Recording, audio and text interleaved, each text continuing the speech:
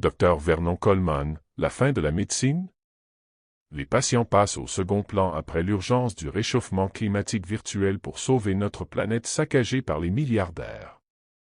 Le Dr Vernon Coleman a publié ce mois-ci un nouveau livre intitulé « La fin de la médecine » et sous-titré « La mort par le médecin, pourquoi et comment les médecins sont payés pour tuer leurs patients ».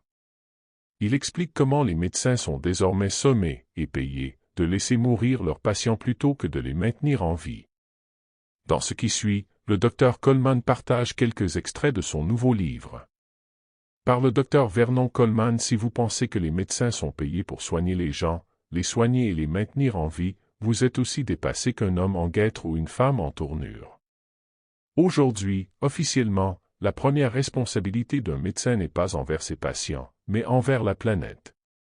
Le corps médical a été dupé, trompé ou convaincu de l'importance du réchauffement climatique. Résultat, le médecin d'aujourd'hui, qu'il soit généraliste ou hospitalier, s'est entendu dire que diagnostiquer et prodiguer les meilleurs soins à ses patients devait passer au second plan, après la préoccupation d'empêcher la submersion de la Tour Eiffel. Toute personne sensée, intelligente et informée sait que le réchauffement climatique est l'escroquerie la plus pernicieuse et la plus dangereuse au monde. Mais le corps médical n'est pas composé de personnes sensées, intelligentes ou informées. Il est composé d'individus impitoyables, corrompus, égoïstes et cupides, comme leurs maîtres absolus, par la soif de pouvoir et de richesse. Il y a un demi-siècle, en 1975, j'ai dénoncé l'emprise de l'industrie pharmaceutique sur la profession médicale. Dans un livre intitulé « Les médecins », à nouveau disponible en livre de poche, j'ai démontré que l'industrie pharmaceutique avait racheté le corps médical. J'ai également expliqué pourquoi je croyais, et crois toujours, que l'industrie pharmaceutique est plus perverse que n'importe quel cartel de la drogue illégale, comme celui dirigé par Pablo Escobar. Mon nouveau livre, La fin de la médecine, est sous-titré « Mort par le médecin, pourquoi et comment les médecins sont désormais payés pour tuer leurs patients ». Vous aimeriez sans doute penser qu'il s'agit d'une exagération. Malheureusement, ce n'est pas le cas. Voici quelques révélations des 47 premières pages du livre, qui en compte 329, un survol de ces pages. 1. Le système de crédit social chinois a été conçu par Klaus Schwab II.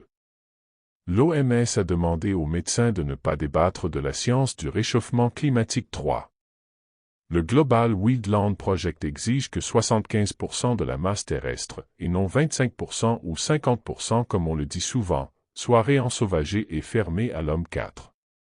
Une étude irréprochable du climat terrestre montre que la température terrestre est actuellement la plus basse depuis 485 millions d'années. 5. Les soins de santé sont délibérément détruits dans le monde entier. 6. Le FMI veut atteindre le zéro émission nette d'ici 2037. Même l'Australie n'arrive pas à faire fonctionner correctement les parcs solaires ou éoliens. 8.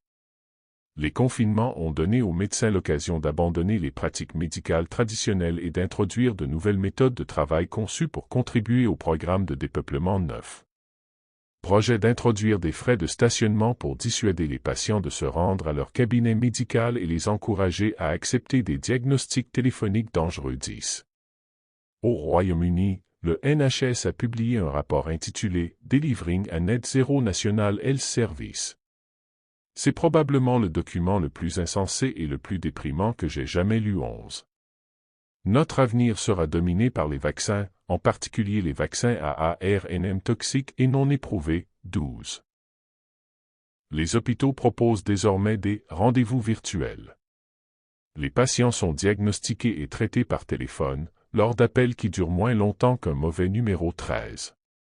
L'endoctrinement commence à la faculté de médecine, en s'appuyant sur les bêtises enseignées aux étudiants à l'école 14. L'énorme succès commercial des rendez-vous virtuels a conduit à l'introduction de services virtuels. Les patients nécessitant un traitement sont gardés à domicile pour éviter les déplacements, ce qui, selon les fous, est la cause du réchauffement climatique. Les services virtuels fonctionneront de 8 heures à 20 heures. En dehors de ces heures, vous êtes livré à vous-même. 15. Le Royal College of General Practitioners au Royaume-Uni affirme que le changement climatique est l'une des plus grandes menaces pour la santé humaine et devrait causer 250 000 décès d'ici 2050. Aucune preuve n'est fournie pour cela. 16. Le réchauffement climatique réduirait en fait les décès au lieu de les augmenter. 17. Les médecins sont encouragés à proposer des consultations et une surveillance à distance, malgré les preuves montrant que les consultations à distance sont mortelles, et ce ne sont là que quelques-unes des vérités extraordinaires que vous trouverez dans les 47 premières pages d'un livre de 329 pages. Le chapitre 4 du livre, qui commence à la page 48, est un triste recueil de tromperies, de fraudes, d'indifférence criminelle, de paresse, de négligence, de mauvaises pratiques et de mépris pour les patients, et témoigne d'un modèle comportemental planifié qui prouve que le but de la profession médicale aujourd'hui n'est pas de guérir, mais de tuer.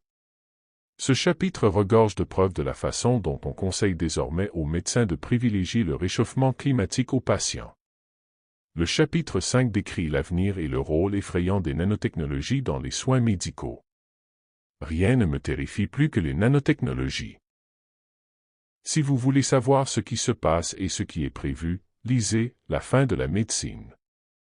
Et, pour information, le prix de ce livre est tel que je ne gagnerai jamais d'argent avec. Financièrement, j'aurais bien mieux fait de réaliser et de monétiser une série de vidéos vantant les mérites de la vaccination ou montrant des personnes tombant de skateboard.